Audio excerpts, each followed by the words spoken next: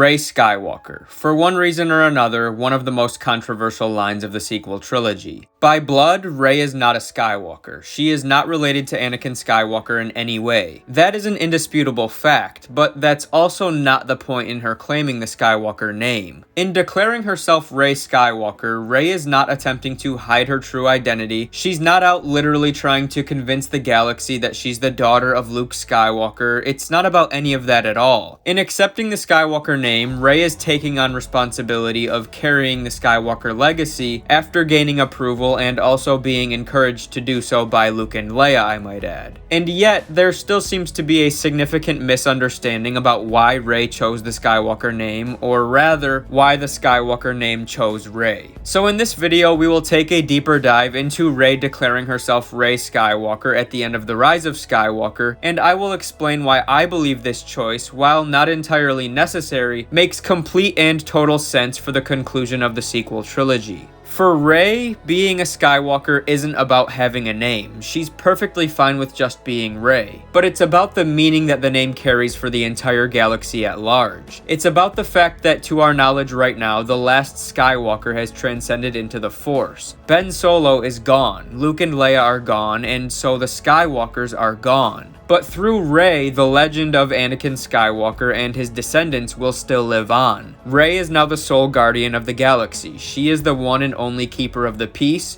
The responsibility lies on her to prevent the Sith from returning, just as she did when she defeated Palpatine, and in this moment in The Rise of Skywalker, she is accepting that responsibility and reaffirming her commitment to the light side of the Force. Being a Skywalker for Rey isn't about the name. It's not some internal, ego-pleasing proclamation that she makes to soothe her own loneliness. Does she find a sense of belonging and a feeling of peace in knowing that Luke and Leia have welcomed her into their family with open arms? Sure. Is there comfort in knowing that she has finally made peace with Ben Solo? Yes. But Rey calling herself a Skywalker has nothing to do with her, for some reason, needing people to call her that or wanting people to know that she is Rey Skywalker. It's about carrying this torch that Luke has passed down to her. She is now a legend with or without this name, but in taking on the name, the story, the legacy of Skywalker carried primarily by Luke for the last 30 years can now continue to be passed down for generations. Now, I'm not saying that there's nothing internally pleasing about being a Skywalker for Rey, because there most certainly is, and there's nothing wrong with that. The lonely girl from Jakku now finally has a family to call her own. Rey came up from nothing. She has no family. Name changes happen every day through adoption and marriage and whatever else, and this is no different. It doesn't literally change who she is, nor is she trying to give that impression. It's symbolic, just like every single name or name change in history. At the end of the day, this is no different than Han calling himself Han Solo or Leia Skywalker being called Leia Organa. Rey knows she's a Palpatine. If someone were to ever ask her directly, like, hey, are you related to the Emperor? It's very unlikely that she would even deny that truth. She's not afraid of her past anymore. She knows who she is, and the identity of her ancestors does not change who she is as a person. Rey is very headstrong. She's more sure of herself now than ever before. Her vision and her perception of life in general after defeating Palpatine and finding inner peace through Ben Solo is crystal clear. She doesn't need a name to remind her of that. By blood, Rey is a Palpatine. By proclamation and dedication, she is a Skywalker. But the reality is that none of that actually matters. In Rey's heart,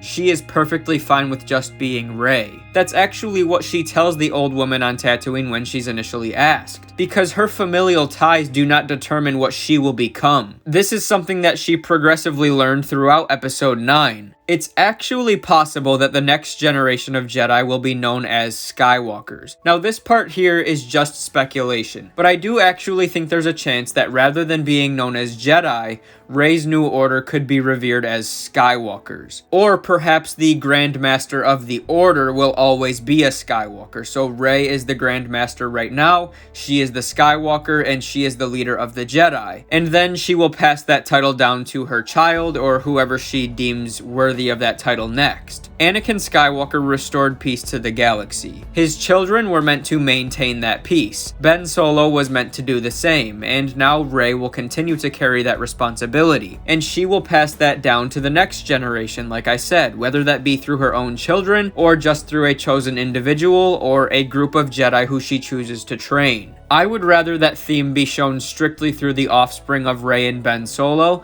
so that the legacy is continued by the very bloodline who it revolves around, and because that would also help some people to make further sense of why she called herself a Skywalker, because she's literally carrying a Skywalker child or Skywalker children. But again, when it comes to Rey, her actual lineage is besides the point. She has chosen to pursue a life of balance, and a life of continuously securing balance in the Force itself, and that's what this is all about. That's what being a Skywalker is all about. It's about pursuing a life of balance in the light. And in neglecting to acknowledge that she has a relation to Palpatine, she's further distancing the galaxy from the trauma that Darth Sidious has brought over the last several decades. For Rey to walk around happily announcing, "Hey, I'm a Palpatine," would be illogical and completely contradictory to the entire meaning behind the Skywalker saga. To say, even though she is ashamed of this name and the galaxy would certainly hate her for her relation to Palpatine, that she should still claim this name and do everything she can to change that image is not only illogical, it's flat out impossible. Nothing Rey could ever do would erase or gloss over the memory of what Darth Sidious did to the trillions of people across the galaxy. Again, her grandfather's mistakes are not her mistakes, and so she has no obligation or responsibility to associate herself with him in any way. Rey really is just Rey, and if push comes to shove like it did on Tatooine, then she is Rey Skywalker. Not because she needs to be, but because the Force chose her to carry that legacy, and her mentors gifted her with that choice and encouraged her to take their name if she was willing. It's a fitting end to a film which closes one story while simultaneously opening the door to another. Whether a new story is ever told on screen or we are just left to create our own headcanons about Rey's life after the rise of Skywalker, Rey being the galaxy's next Skywalker is a perfectly logical, nostalgic, and poetic conclusion. This prodigal child of darkness, bound for a life of evil and suffering, finds belonging in the most unlikely of places, with the family of her grandfather's arch-enemy.